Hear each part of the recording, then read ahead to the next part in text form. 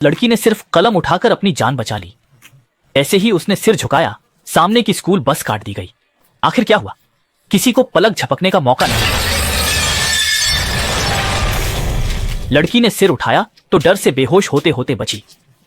खून के छींटे, बिखरे अवशेष, ये जगह नरक बन गई थी। अचानक अजीब हवा चली।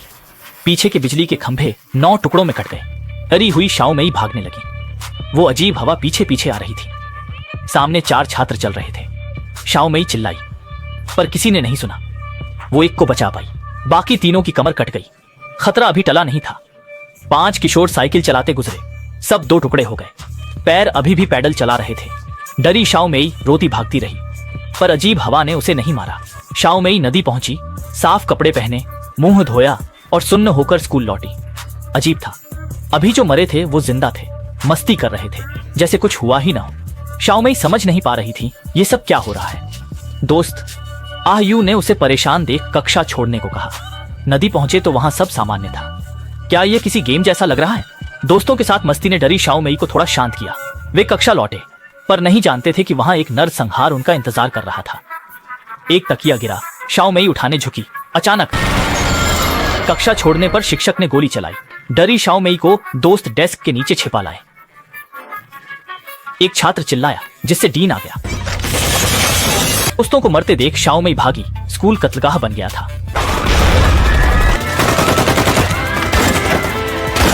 शियाओमी पहली बार पुलिस स्टेशन दौड़ी।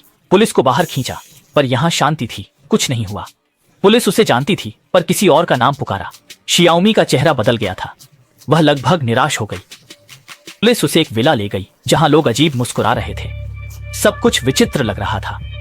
शियाओमी ने मृत दोस्त को दुल्हन की पोशाक में देखा।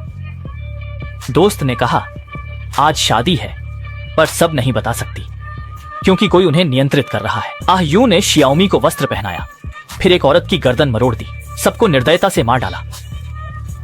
यू ने शियाओमी को बचाव के लिए शराब दी। अगली शादी नरसंहार थी। सब उसे गाली दे रहे थे। दूल्हा ताबूत में था। सब कुछ अजीब था। शियाओमी को मंच पर धकेला गया। ताबूत में सुअर मुंह राक्षस था। वह चीखी, बोतल कस के पकड़ी, उसे चूमने को मजबूर किया। गुस्से में उसने उसे मार डाला। शियाओमी ने और लोगों को मारा। दोस्त उसे बचाने आई, पर हथियारों ने रास्ता रोका। चारों ने जमकर लड़ाई की। आह यू ने शियाओमी को भागने को कहा। उलझन में थी, फिर से बदल गई थी, पर मुंह और हत्यारे ने फिर पीछा किया। शियाओमी दौड़कर अंतिम बिंदु तक पहुंची, पर वहां एक अंधेरी गुफा, भयानक शांति थी।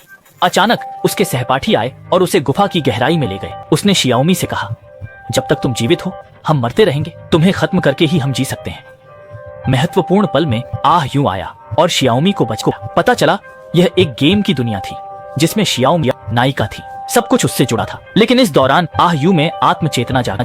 वह शियाओमी को मदद के संकेत देता रहा। आह यू ने हाथ फैलाए, जिनमें लाल नीले निशान थे। इन्हें निकालने से असली दुनिया का द्वार खुलेगा। केवल नायिका ही इससे गुजर सकती है और गेम बंद कर सबको बचा सकती है। इस तरह शियाओमी तारों के साथ गेम से बाहर निकली। उसे अपनी तस्वीर वाला पोस्टर मिला। देशों पर चलते हुए वह एक अधूरी इमारत में पहुंची, जहां तरह तरह की गुफाएं थीं। कमरे के अंत में एक बूढ़ा व्यक्ति वही गेम खेल रहा था जो शियाओमी ने अभी अनुभव किया था। बूढ़े ने बताया, तुम 100 साल पहले मर चुकी थी। ये तुमसे प्यार था, इसलिए मैंने तुम्हारे जीन से कई गुड़ियां और तुम्हारे दोस्त बनाए, उन गेम में डाला, पर वे सर्वाइव हो गए। बूढ़े का युवा समय का सपना था शियाओमी से शादी कर। अब बूढ़ा होने पर उसने अपना युवा क्लोन बनाया।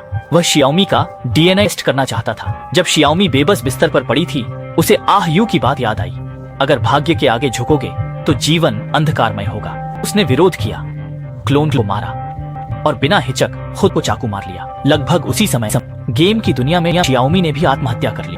फिल्म यहीं समाप्त होती है। ये गेम की कहानी है, पर महिलाओं को संदेश देती है, इसी की कठपुतली मत बनो। अपना जीवन अपने हाथ में रखो।